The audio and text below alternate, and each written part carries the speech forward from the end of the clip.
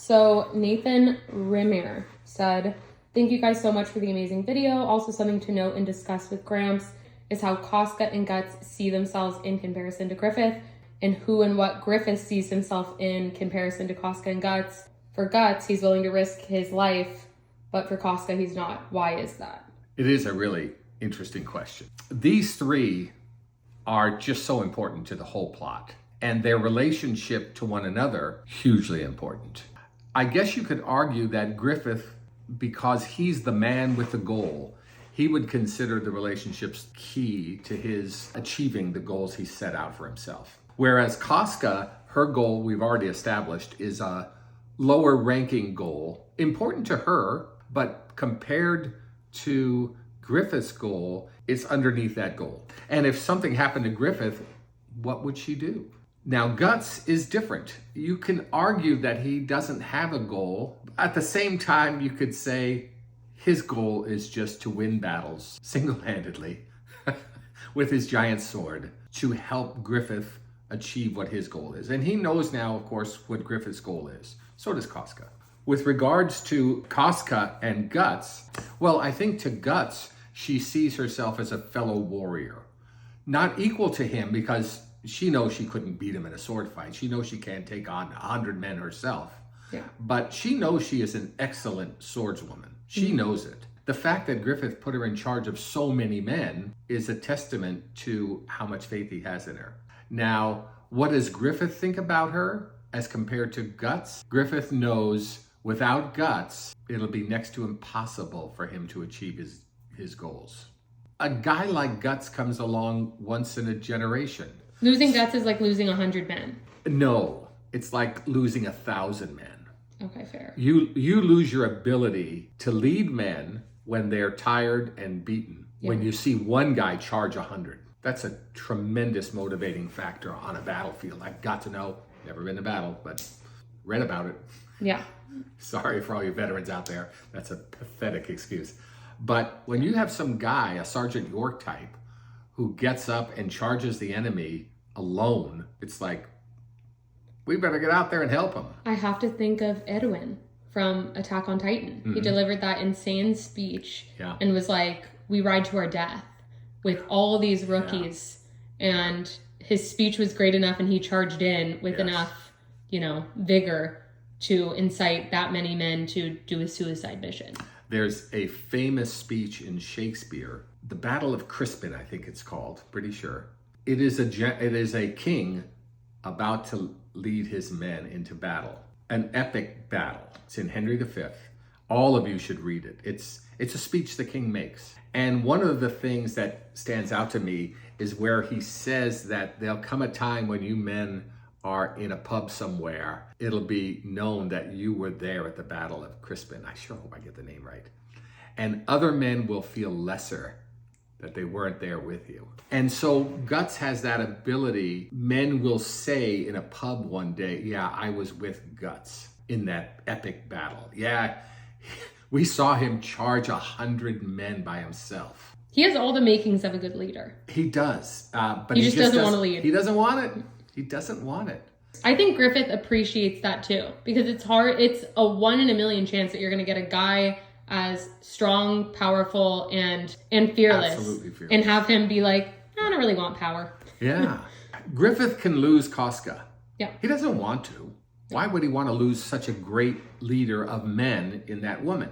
Yeah. But to lose Guts is like to, at the very least, slow his progress towards his ultimate goal, which is world domination. And it's like at his fingertips. Yes. With Guts at his side, it is at his fingertips. Look at the rate he's been going ever since Guts arrived.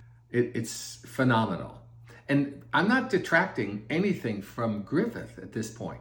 Griffith is a phenom himself, but he's a phenom more in the sense of a Coach Jackson was to Chicago and the Lakers. He knew how to lead Scottie Pippen and Michael Jordan to victories, and Shaquille O'Neal and Kobe Bryant to victories. So he's more in that role, and it's an incredible role. He's like the conductor of the orchestra. Yes, yeah, that's a good analogy. to the degree that he does that and does it well, is a symphony that will be long remembered. And the symphony here is just the battleground. Well, the battleground and the aftermath of the battleground, which is another rung on the ladder of success. So yeah, he cannot easily do it without guts. Yeah. His political espionage is top tier. He has thought through everything methodically because for him, politics is a battlefield. Yeah. He excels in both. Yeah, and each one is a stepping stone to world domination. So he's remarkable in that way. Guts couldn't do that. Guts, he wouldn't care about doing it. He doesn't want to rule the world. Yeah. You know, mostly he wants to be left alone. Well, at least we discovered that in the first books, which was after where we are now. Yeah, so he loves Casca. I'm talking about Griffith in, I think, that brotherly, sisterly way, but knows that his number one guy is Guts. And even Casca knows that because when she fights with Guts, she knows that she can't give Griffith what Guts can. I always look for a biblical analogy, and there's a pretty good one in the book of Judges. Speaking of a judge named Deborah. And Deborah is a great woman of the Old Testament. I guess she's a priestess, but that doesn't mean she can't speak for God, and she did. So Deborah is this great judge of Israel. She's going to help them overcome the famous general Sisera of the Canaanites. She has a general named Barak, and he's a great general. There's no denying it. He is a great general.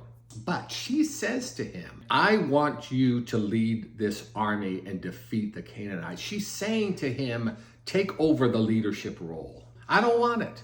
I don't want the leadership role. I want it to go to a man. In a way, Barak is a little bit like Guts, but he refuses. Barak refuses. He goes, I'll go with you. And she says to him, that's fine. But just know this. When they think about who won this battle, they'll say it was won by a woman, not by you. When men don't lead, women will. But that doesn't mean it's the ideal. Sorry for people who disagree with me, and that's fine.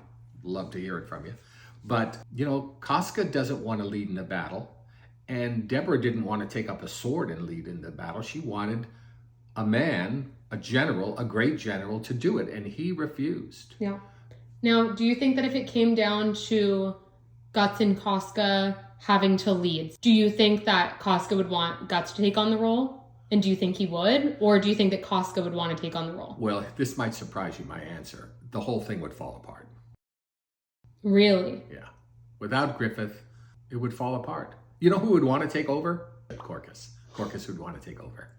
Put a cork in it. Yeah. He would want to take over. They would have to tie him to a tree. And no one would follow him. You know who might follow him is Odd Job, but they'd be dead in the first battle. So the wrong people rise up when the right people won't take the rightful position. If there was someone to take over, it would be Guts. You think? Yeah, but he would need Casca to tell him what to do. Casca doesn't want to rule the world. Guts doesn't want to rule the world. It would dissolve. They would go their own way. Which I think speaks to Griffith as the glue of the Band of the Hawk. No matter how strong Guts is, if you don't have Griffith's dream behind it, there is no glue. Like Griffith's dream and ambition and way to lead is what holds the Band of the Hawk together. Yes. Better than any other mercenary group out there. No comparison. I would say this, though. It's a good thing we don't have too many megalomaniacs out there like Griffith. And I'm not trying to be critical of Griffith. Some people just want to unite for a good reason. But tell me one person where we could look up to that person and say, what a highly moral person. Yeah. Mao wanted to, and he killed more people than anyone. Canute wants to, and he's starting out just the way Mao did. And then there's Hitler. He wanted to, killed millions. Millions die as these megalomaniacs want to rule. And create their version of utopia. Look what's going to happen when the Antichrist rises. He's going to make Stalin look like a pipsqueak by comparison in Mao. So to get back to Guts and Casca, they don't want to rule the world. I feel like the Band of the Hawk would initially try to follow Guts and Casca, but when you're not ruled by a dream, it's kind of like, what are we fighting for again? And then kind of phase out over time. If history is any indicator, though, when the head honcho dies, things fall apart. Yeah. Okay? Alexander the Great, we mentioned him. When he died, 4 other guys tried to take over.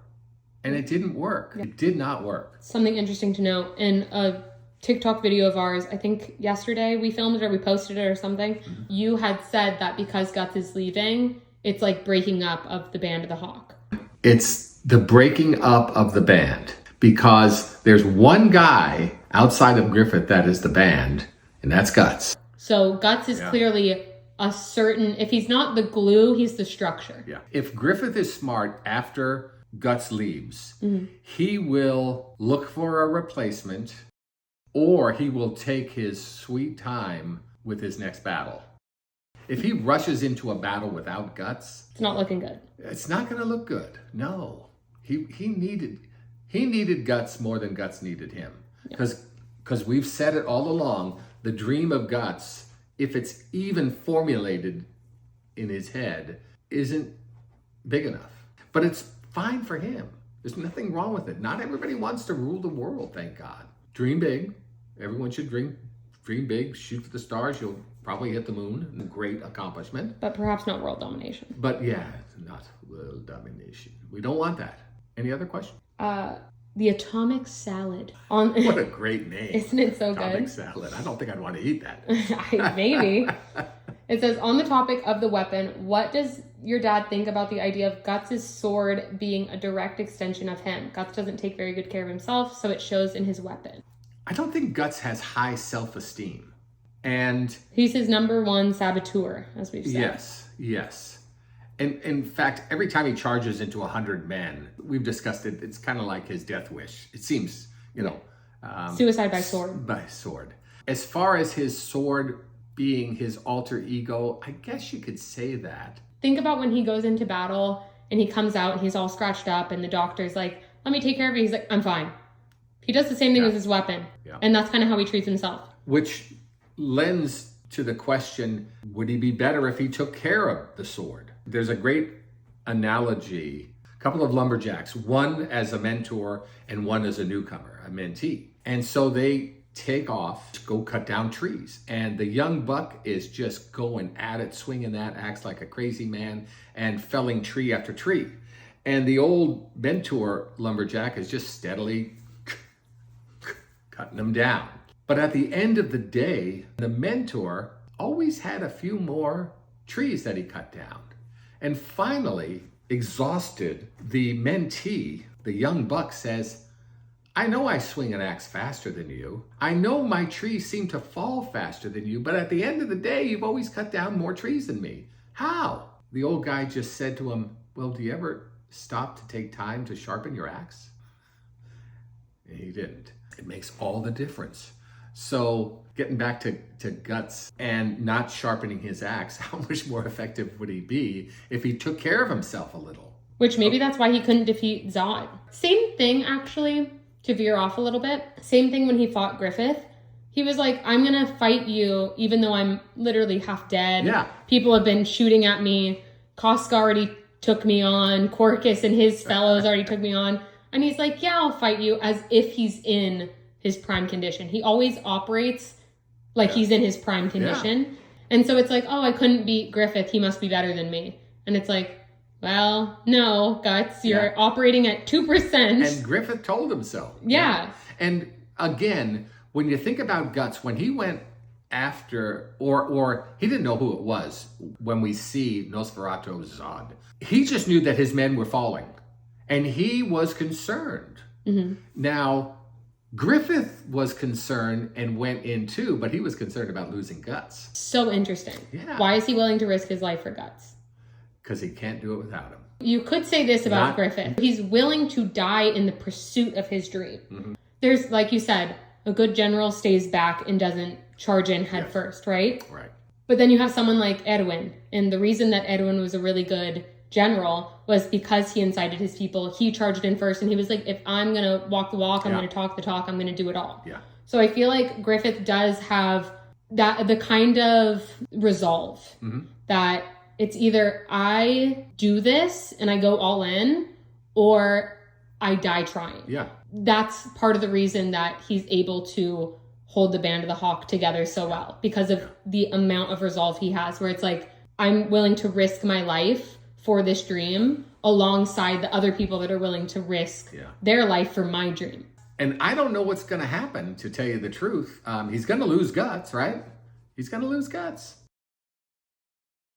Casca makes this argument, and I think that Sweet Judy Blue Eyes made it too, that Griffith tends to lose his composure around guts. It's like the comment that you made the other day where you're like, be in love and nothing will make sense. I'm not saying Griffith and Guts are in love, but it definitely affects his thinking because he knows he can't control Guts. He knows he's not stronger than Guts. He knows that if Guts wants to leave, he's going to go. And I feel like that makes Griffith feel like a weakened man. Yeah. I feel like it devastates him. He's put all of his hope on Guts and him taking him to the top. He's put Guts on a pedestal in a way. Yeah. Guts earned it. Yeah. There's nobody like Guts. 100%. Yeah. But Griffith pegged himself down to the point where he doesn't feel, or at least it seems, where he's on the ground and he's like on his knees and he looks devastated. He looks as devastated as when he slept with Mr. Pervert. He looks that upset about it. He looks distraught. Yeah. And I feel like he's almost doesn't have the same faith in himself that he did before he even met Guts.